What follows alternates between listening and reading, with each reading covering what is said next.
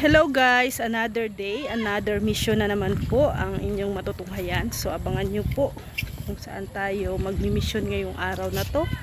Today is Tuesday.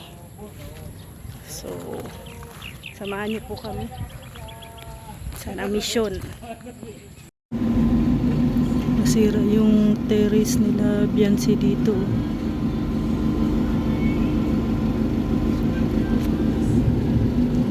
Nila Biansi sarado, wala yatang tao, walang tao.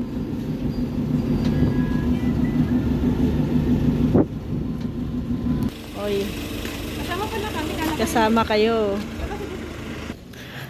Tignan natin kung may tao dito. Tao po. Wala, nakapadlock. Umalis po yata sila Biansi. Ayan, malis, walang tao, yung ano lang, yung aso lang nila, tao dito.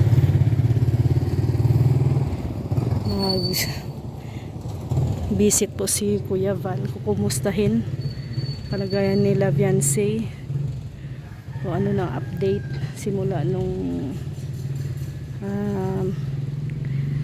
dinalo tayo ng malaking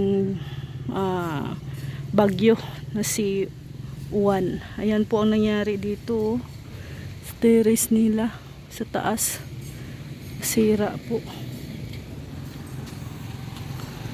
Sira po ang kanilang bubong sa taas. Pero ano lang kasi yan, plastic. Yung kailangan talaga papalitan yan. Maganda talaga yung ano na lang ilagay dyan, yung yero na makapal. Walang tao. Yan po yung kanilang tricycle. Berador, anong masasabi mo dyan? Nasira na yung ano nila Biansi, oh. Ipapagawa yan. Papagawa mo? Sila. Wala akong dalang wallet eh. Dalang lang. Ayun na si Kuya. Lagi ka naman walang dalang wallet. May dalang wallet. Pero dapat dyan hindi na ano plastic, kasi plastic yan ay. Dapat ano na yero, no? Yero na sa. Oy! Boss, bigyan mo daw. Kasi pag plastic kasi ang dali lang masira. Ayan, pasukan na po kami at wala kasi mga tao dito. Hindi ko mga nakamas. Hindi ako pa pinintang.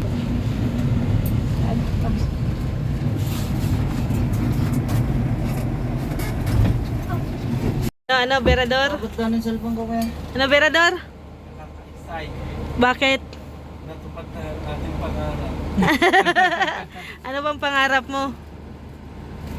Jezebel Jezabel. and Joseph. Joseph. Jezabel daw at Joseph. Nakilig yan. Asus. Ikaw lang naman ang napansin mo, Kuya. Ay, may papansit si ano. Ay, kala ko bumuksan na to. Berador, may Android po dyan. Ay, Jezabel. Nagulat si Joy. Anong masasabi mo sa mga bahay nila dito? Grabe. Natupad na yung mga pangarap nila na magkaroon ng kanya-kanyang bahay. Ganda. Joey. Bahay niya ba nasa Samar. Tapos si Kuya Nelson. Ngayon, nagkaroon na sila ng bahay dito sa Daet. Isa pa. Mr. J, hindi na niya kailangan para uwi-uwi ng Mindanao. Mindanao. Kasi may sarili mo siyang bahay. Si Gab. Si Kuya Gab dati Taga Negros. Oo. may sarili ng bahay. Si Agul. Oo. Sunod si Agul. Si Agul. Si Kuya Agol, ay grabe talaga. Kalingap Village. Congrats sa inyong lahat. At saka, Ang bahay nila no? ganda pa. At saka Joy, pag pumunta tayo dito, hindi tayo hindi tayo magwo-worry. Hindi tayo magugutom. Tama. Kasi, Pag nakakain na tayo sa isang bahay, punta sa isa. tayo ulit sa isa, hanggang malibot natin siya. Ang lami. Ang daming bahay na mapupunta. Eh, ang tanong nga lang, kung may mga luto ba sila? Ayan lang. Mga lang. Ay, hindi pwedeng hindi. Ah, oo, syempre. Tapos si Kuya Joey, matik na yun, meron. Kasi Mayroon yan. mahilig sila magluto. Si Si Kuya Gab, meron din yan kasi si Ate Admin Oo. nandiyan. Tapos may anak siya. Ang delikado si Mr. J, baka walang Si luto. Mr. J. Si Mr. J tapos si Kuya Agul.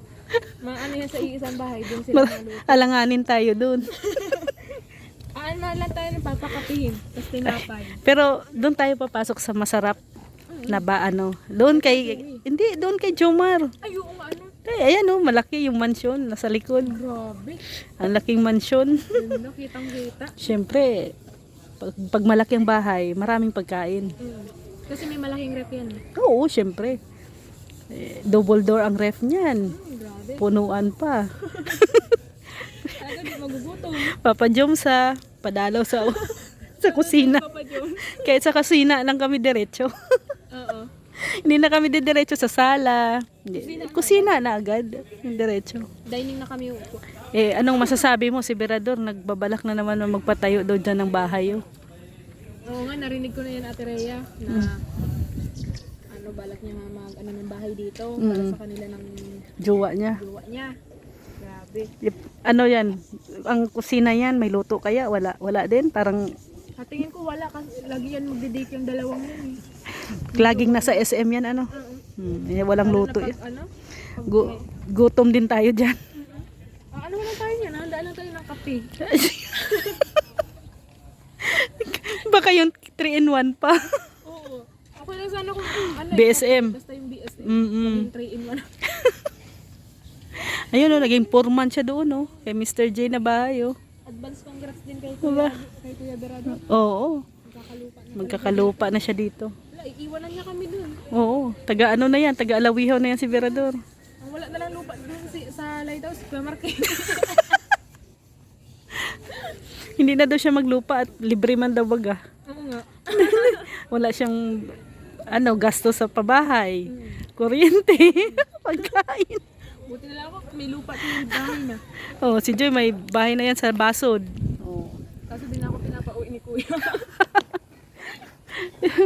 Ano na lang minsanan. Pero at least may matawag ka na sa'yo. Sa iyo. Ayun, oh, maganda ng mga bahay nila dito guys. Oh, mga mansion na. Grabe. Yung kay Jomar talaga, second floor. Grabe. Bungalow. At saka may ano pala sila dito. Ngayon ko lang nalaman. May bakahan. Ay, oo, ay, mag-oo. 4. Ang dami nilang bakahan dito. Oh. Ayun pa pala dun, 6. Oh, grabe. Baka halat, may asuhan. Oh, grabe ang mga lugar dito. Oh, ang mga may-ari po diyan, may mga bakahan. Kung sino pong may-ari ng lupa na yan, may bakahan na po siya. Oh. Kung kailangan nila ng gatas, pwede na dyan. Wala si Mr. J ay gumala. Naghahanap po ng signal. Yan o. Oo, yung bahay ni Gab at ni Mr. J, same. Same. Ano, parang ito yung nanay, yung kay Gab. Yung anak kay Mr. J.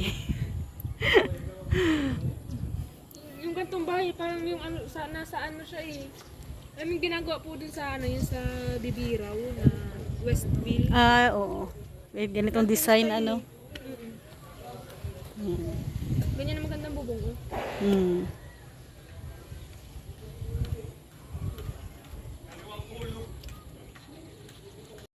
Ang bisita ni Mr. J, oh, tulog na. Oh. Nakatulog na yung bisita ni Mr. J.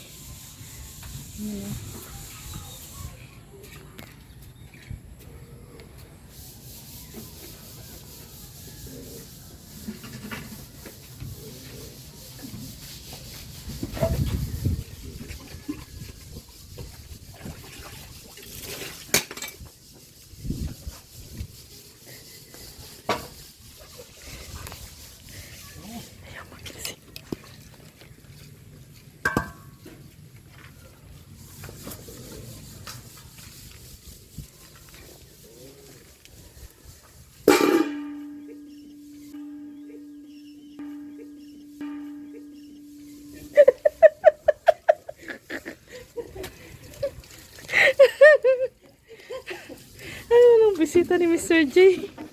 Nakatulog na lang. Kala mo wala si Kuya Brooks dito Nakuha ko yung style ni Kuya Brooks. Wala po kasi si Mr. J. Ito yung balon ni Mr. J. Oh.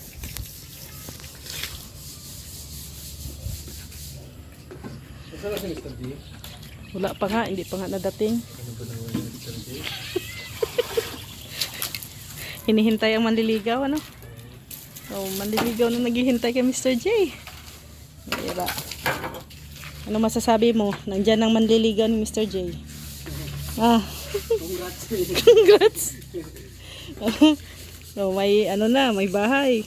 Oh, juwa na, mayroon na. Nagdala na si Kuya Val ng juwa. May juwa na si Mr. J. Hintay pa po namin si Mr. J at wala pa po dito ngayon. Wala po kasing signal kaya naghahanap pa po ng signal sila Mr. J sa sentro. Sa Dait. Kasi nga po ay brand out. Ilang araw na rin po na brand out. Kaya syempre bilang vlogger, kailangan nating mag-upload, mag-update. Kasi doon po ang ating kabuhayan. So sana po ay suportahan niyo po yung aming mga channel.